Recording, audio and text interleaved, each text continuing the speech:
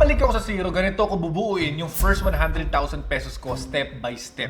Noong 2020, nagkaroon ako ng 8 million pesos na utang sa investor dahil lang sa overstock na hindi kagad na ibenta at sinabayan pa to ng pandemic. Ilang buwan lang, tinanong ko na yung girlfriend ko at that time. Sabi ko, may pag-grocery pa tayo bukas. 20,000 pesos lang ang natira sa amin noon na. Meron kaming stocks, pero walang cash. Wala kaming pareha sa trabaho. Doon ko nakita yung problema. Mali kasi yung flow ng pagnenegosyo ko. Ako ang unang gumagastos. Supplier, inventory, packaging, ads. Pero sa huli ko lang malalaman kung may bibili ba doon sa negosyong yun. Kaya binago ko yung order. Customer muna, bayad muna, delivery pagkatapos. Ako si Frank Limiano. Nakabili ako ng multiple properties, vehicles, at nakapagtayo ako ng negosyong kumikita ng milyon-milyon ngayon. Sa video na to, ipapakita ko sa iyo yung 8 secret moves kapag bumalik ulit ako sa zero. At yung exact plan para makaipon kagad ako ng first 100,000 pesos in less than 30 days. Ito yung capital muna trap.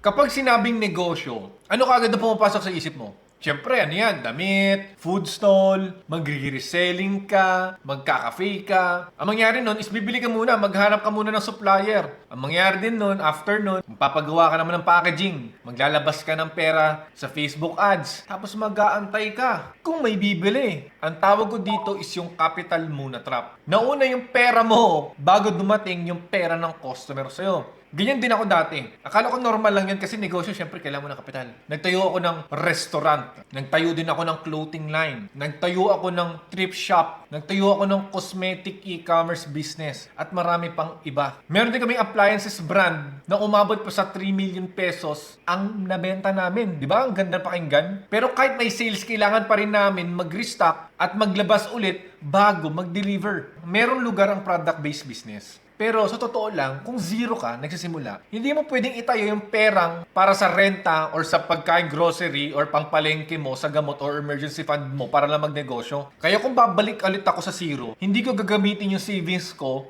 or yung pera ko para lang magnegosyo. Hahanapin ko yung business model na safe gawin habang natututo ka pa lang. Tinatawag ko yung kabaliktaran ng capital muna trap na reversed flow. Sa pagbibusiness kasi, meron kang pwedeng ibentang dalawang klase. Una, ito yung sikat, product-based business. Siyempre, sa product-based business, kailangan mo gumastos muna bago ka makabenta. Pangalawa naman ay service-based business. Dito, pwede muna magbenta bago ka muna gumastos. In short, wala kang nilabas na kapital para lang kumita. Tuturo ko sa iyo kung paano to nag-work, okay? Maghanap pa ng negosyong may problema sa marketing or etc. Benta mo sila ng services para gumanda yung marketing niya. Once na nagbayad sila, tsaka mo i-deliver yung services na yon. Ano nangyari doon? Wala kang stocks, wala kang warehouse, wala kang pera nakakulong sa inventory mo. So yung unang rule is wag mong aralin ang produkto, aralin mo muna yung problema. Pero dito tumitigil ang karamihan. Frank, paano kung wala akong skill? Wala akong alam ng mga services? Ito yung twist. May pangatlong tao na hindi nakikita ng karamihan. At ang pangatlong tao,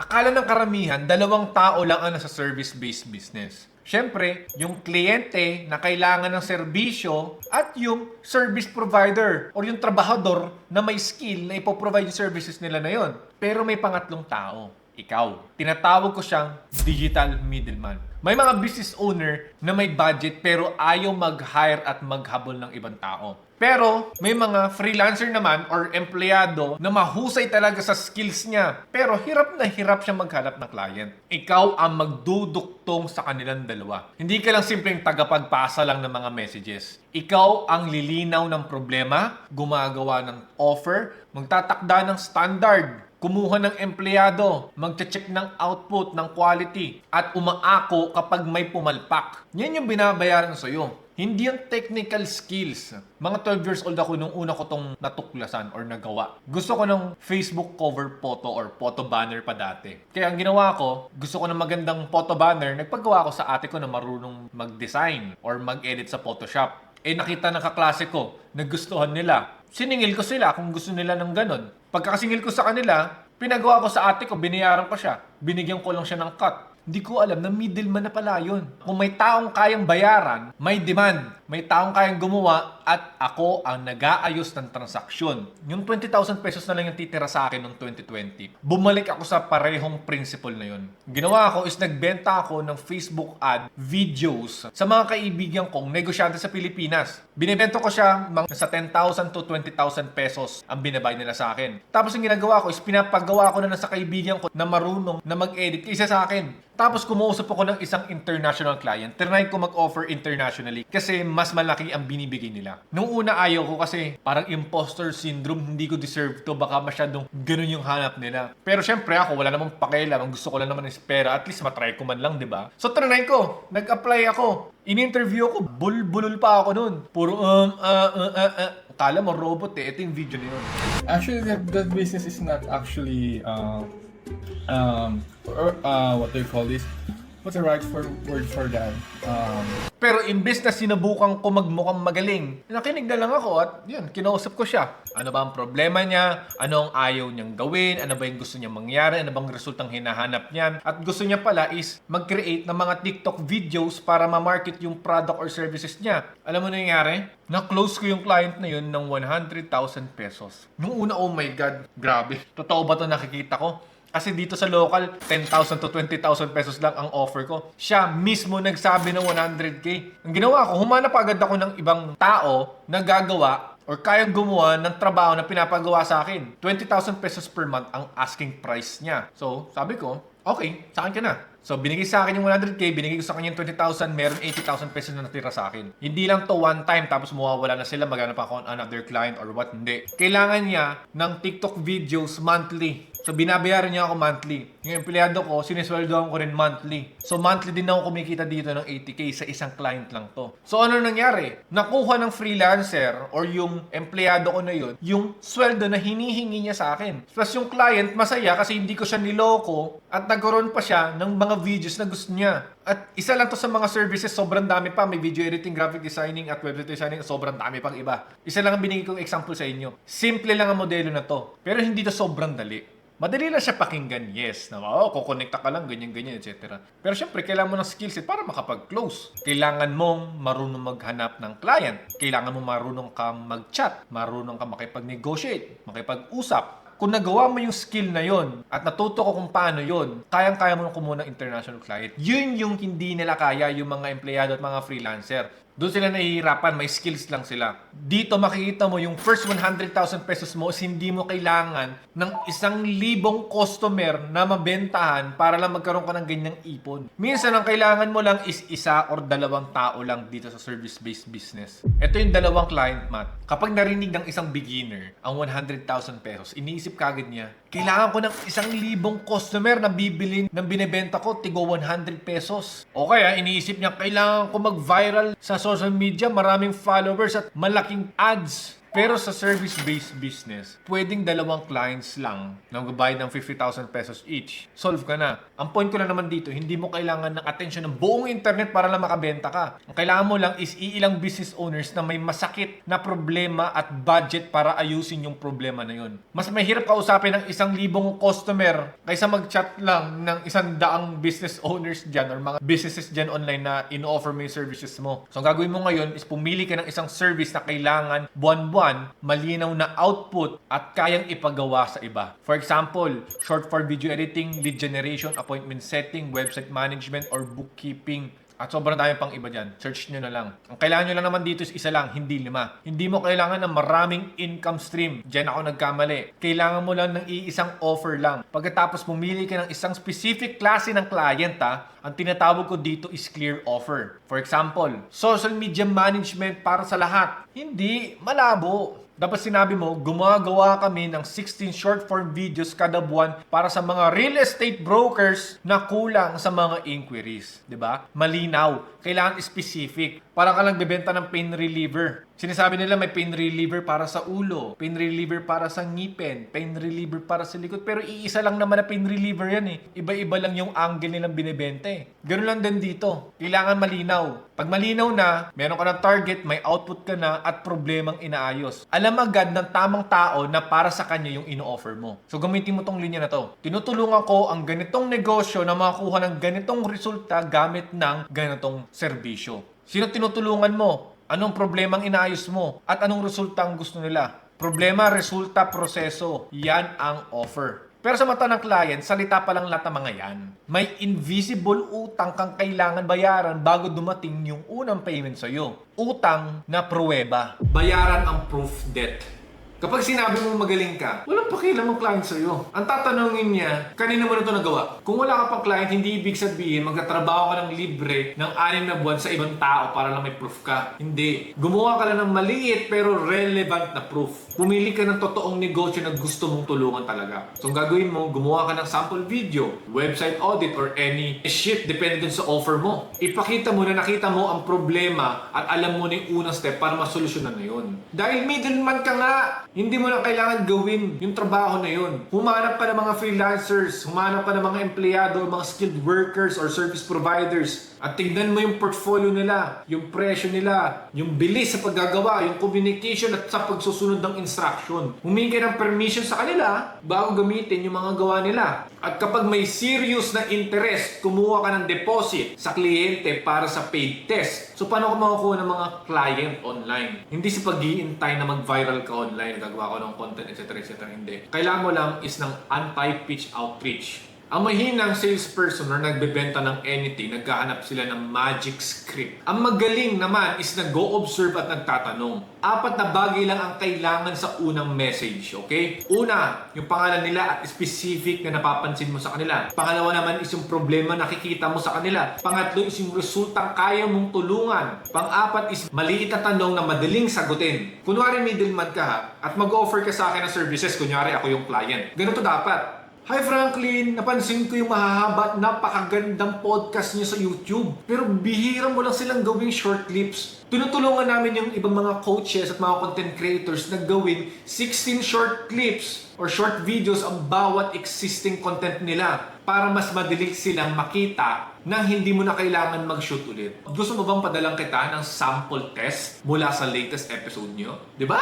Kung ako yun, goods yun. Kasi yung binigay mo specific, maikli, may value bago mag-meeting. Kapag may sumagot, huwag kagad ka magpipitch. Tanongin mo muna sila kung paano nila ginagawa yun. Ano ang sakit ng ulo nila? Ano ang sinusubukan nila before? At ano yung gusto nilang mangyari ngayon? Ulitin mo lang sa kanila ang problema at desired result. Kailangan mo diinin sa puso nila na kung ano yung problema nila. At kapag sinabi nilang, oo, tama, ilalatag mo na ngayon yung solusyon, yung scope, presyo mo at yung start date. Pero tandaan, bayad muna bago simula. Pwedeng full payment, pwedeng deposit, basta may pumasok bago ka muna maglabas ng pera para sa fulfillment. Based sa mga past student ko, dun sa student data namin, between 100 to 300 messages na sinasend nila sa mga different clients bago sila magkaroon ng 1 to 3 paying clients. Ang lesson dito is hindi porket nag-send ka ng 5 message sa mga prospect mo, sa mga ibang kliyente, is sasabihin mo, hindi na to gumagana, hindi to para sa akin.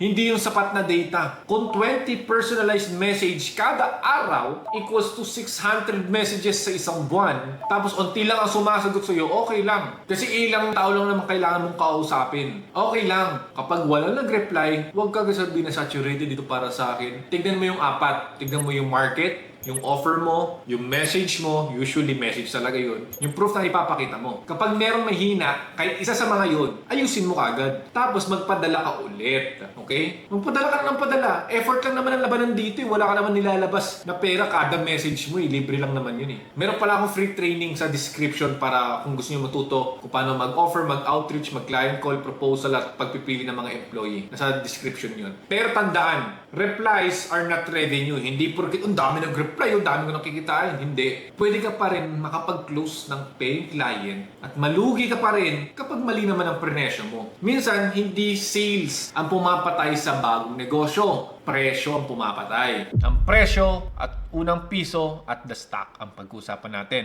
Kapag takot yung beginner, binababaan niya yung presyo niya sa ibang mga tao o sa ibang mga clients. Akala nila, mas mura, mas madaling ibenta to, di ba? Pero kapag sobrang baba, wala ka ng pambayad sa magaling na empleyado mo or sa magaling na freelancer mo. Mapipilitan ka na lang gawin lahat or magiging freelancer ka na lang talaga. O wala namang problema doon. Kaso, para ka lang glorified employee nun. Kapag naging freelancer ka, wala ka ng oras na maghanap ng bagong client at mag-handle ng more clients. Kaya nga middleman ang pinakamaganda eh. At kapag umalis ang nag-iisa mong client, balik ka na naman zero. So, bago ka magpresyo sa isang client, alamin mo muna ang cost. Magkano ba ang kailangan kong bayaran sa empleyado ko para ipa-deliver to sa isang client? Kailangan mo malaman yung talent cost. Yun yung minimum offer natin. Huwag ka maniningil ng hourly rate kapag resulta at scope ang binibili ni client. Huwag ka rin mangangako ng resultang hindi mo namang kontrolado. For example, hindi mo naman kayang i-guarantee ang virality. Ang pwede mong i-commit is yung quality, quantity, at yung deadline. Pagkatapos, wag mo munang habulin yung sinabi ko kanina ng 100,000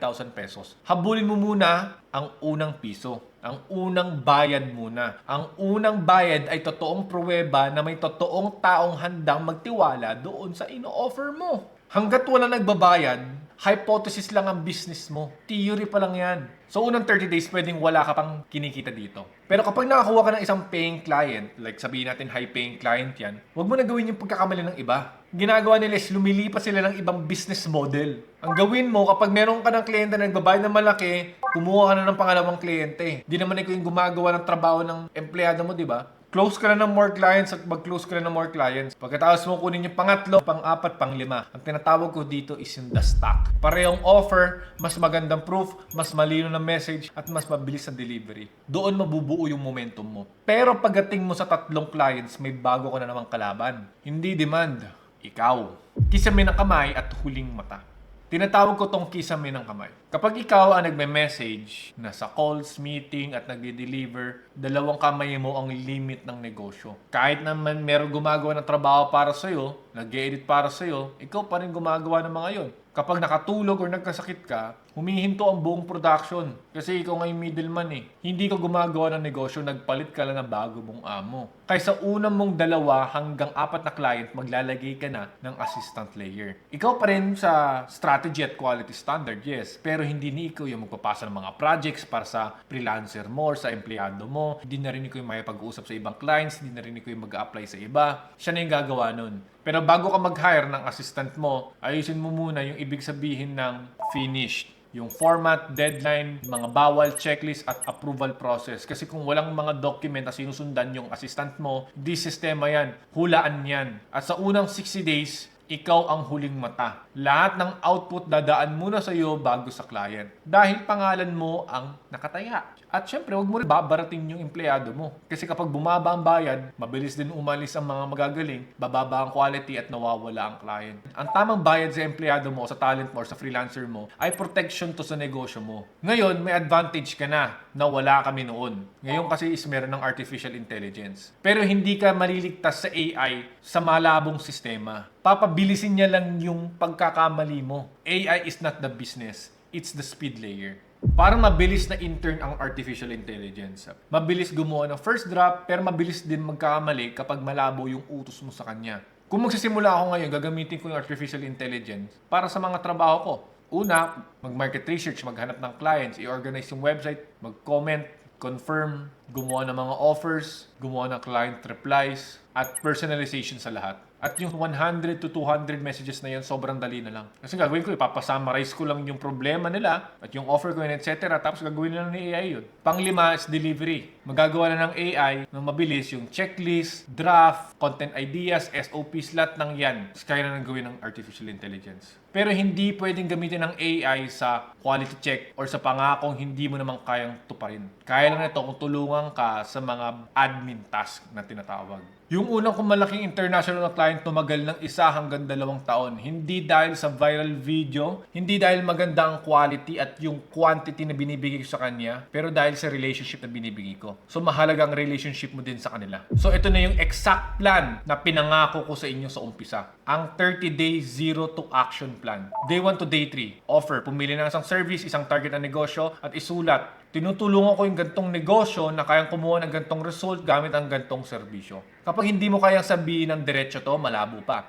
Day 4 hanggang day 7. Proof at talent. Gumawa ka ng 3 relevant samples. Kumausap ka ng 3 potential freelancers or employees na may skills sa services na binibenta mo. Alamin mo yung quality, presyo, bills, communication, at kung maasahan ba sila. Day 8 hanggang day 14, ilista mo yung 50 businesses at ilagay mo sa Google Sheet. Ilagay mo doon yung business name, contact details, specific problem, possible result, at personalized observation. Day 15 hanggang day 30, outreach at mag-close at magpadala ng 20 personalized message sa socials nila kada araw. Kapag may nag-reply naman, i-record mo. Kung walang pumansin, ayusin yung market or offer or messages or yung proof mo. Kapag may nag-call, itanong mo muna kapag fit. Ilatag yung scope, yung presyo, deadline at yung start date. Pagkatapos ng unang client, huwag ka muna lumipat sa ibang negosyo, please lang. Client number 2 kagad, tapos number 3. Parehong sistema, mas mahusay ang bawat ikot. Ang zero to client engine. Hindi ka na yung taong mag-iintay ng kinsenas at katapusan. Marunong ka na pumili ng problema, gumawa ng offer, kumuha ng client at bumuo ng sarili mong team. Yan yung zero to client engine. Magkakaroon ka dito ng bayad mo na trap kasi kailangan mo maglabas ng kapital. Sa digital middleman, hindi mo na kailangan dito ng kapital.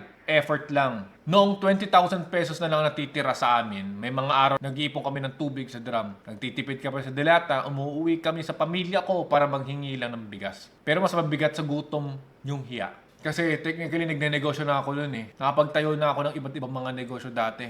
Pero ang tinatanong ko lang sa sarili ko nung pandemic is, baka swinerte lang talaga ako ng panahon na yun. Nung nakaipon na kami ng pera, gamit ng itong business model na tinuro ko sa inyo, sunod-sunod na yung mga blessing na pumapasok sa akin. Bagong bahay, bagong kotse, bagong buhay. Hindi ka broke dahil wala kang kakayahan. Hindi ka broke dahil hindi ka masipag.